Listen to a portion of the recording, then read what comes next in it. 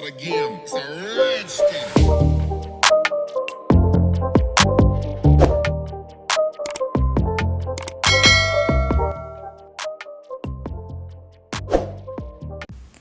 Oke, assalamualaikum warahmatullahi wabarakatuh. Berjumpa lagi dengan kami, channel R Mahwan. Kali ini saya akan membahas tentang bagaimana cara untuk memindahkan tulisan yang permanen atau menggandakan tulisan yang permanen seperti itu. Sambil simak videonya ini, kita sambil ngobrolin apa yang sedang viral-viral. Khususnya ya Bapak Jokowi, presiden kita, presiden sah Bapak Insinyur Joko Widodo, yang mana beliau mengatakan bahwasannya akan siap memberi perpu, yaitu peraturan pusat, siap memberikan peraturan pusat asalkan semua berjalan dengan normal. Artinya yang sudah tertulis ini, kalau butuh peraturan akan saya buatkan, asal untuk rakyat, asal untuk negara, asal untuk negara. Saya pertaruhkan reputasi politik saya. Itu kata Bapak Insinyur Joko Widodo. Jadi beliau memang dalam pidatonya memang bersungguh-sungguh untuk berjuang demi rakyat, seperti itu, demi negara. Jadi beliau rela untuk mengorbankan reputasi politiknya untuk rakyatnya. Jadi bagaimana kita untuk menyikapi hal itu memang sewajarnya, teman-teman.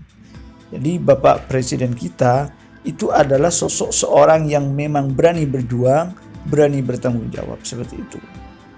Dan kadang ya orang-orang itu banyak yang beranggapan sinis. Artinya masa iya masih belum percaya dengan hal yang sudah sering dikatakan oleh Bapak Presiden seperti itu.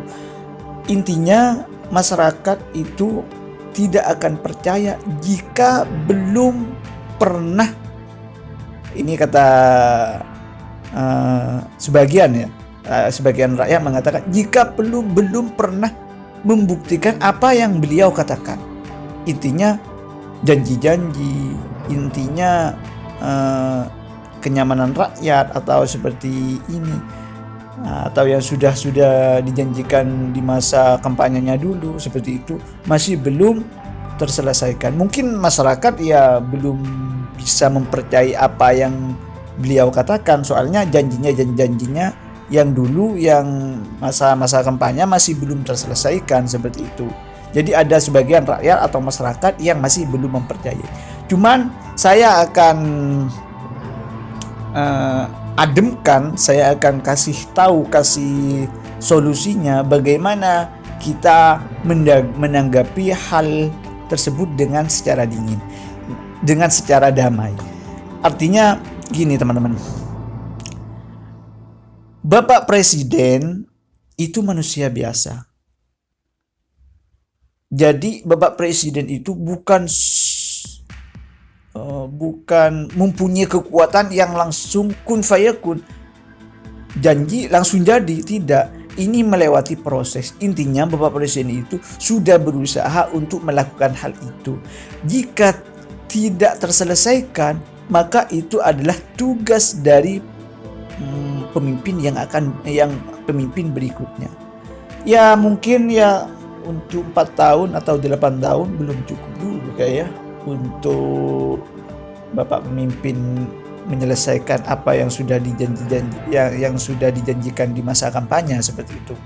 Tapi pertanyaannya, teman-teman, kenapa harus janji seperti itu? Kenapa harus janji apa yang dia tidak mampu untuk melakukan 4 tahun yang akan datang, seperti itu? Ya gini, teman-teman, menurut beliau, saya ini mampu.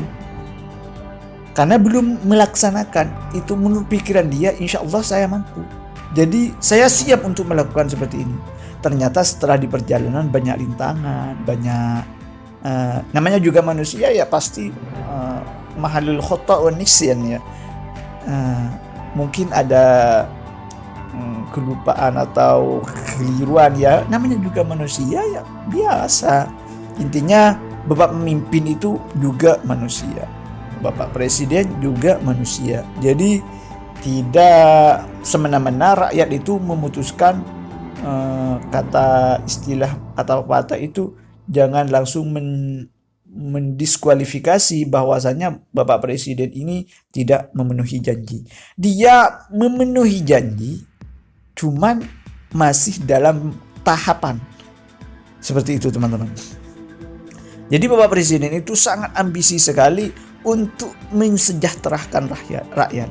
Sangat berjuang sungguh-sungguh untuk mensejahterakan rakyat, seperti itu. Jadi jangan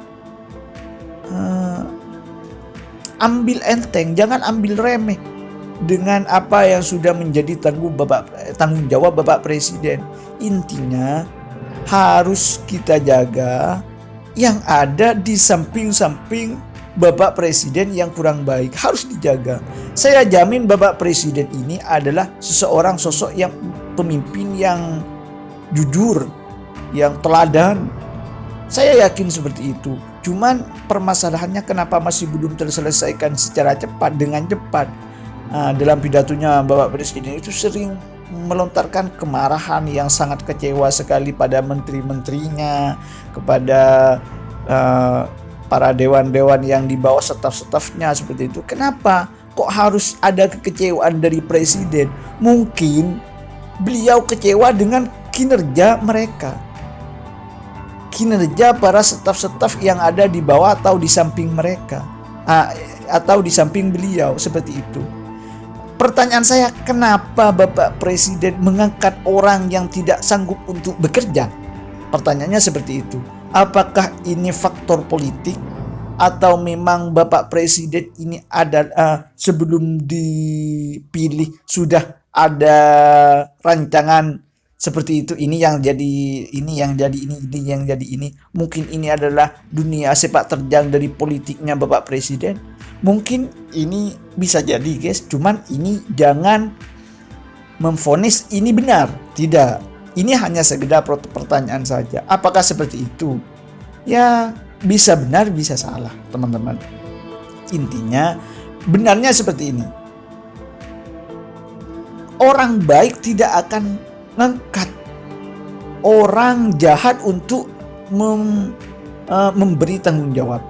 Jika presiden itu baik, maka tidak akan mengangkat orang jahat untuk memimpin, seperti itu, untuk menjadi partner beliau. Jika presiden itu baik, maka sewajarnya jika presiden itu jahat, maka sewajarnya untuk mengangkat orang jahat, seperti itu teman-teman. Jadi video ini menjelaskan bahwasannya Bapak Presiden itu baik, jadi cuman ada kinerja yang keliru saja, mungkin dia kecewa, bukan tidak baik ya, para staf-stafnya, seperti itu, para orang-orang di belakangnya itu bukan orang yang tidak baik, bukan. Mungkin ada kekeliruan yang tidak disengaja, namanya juga manusia, ada kekeliruan yang lupa atau apalah, namanya juga manusia teman-teman. Tidak semuanya itu berjalan dengan mulus, seperti itu. Maka jangan gampang menyalahkan dan mendiskualifikasi bahwasanya Bapak Presiden itu pengkhianat lah atau apalah, tidak seperti itu.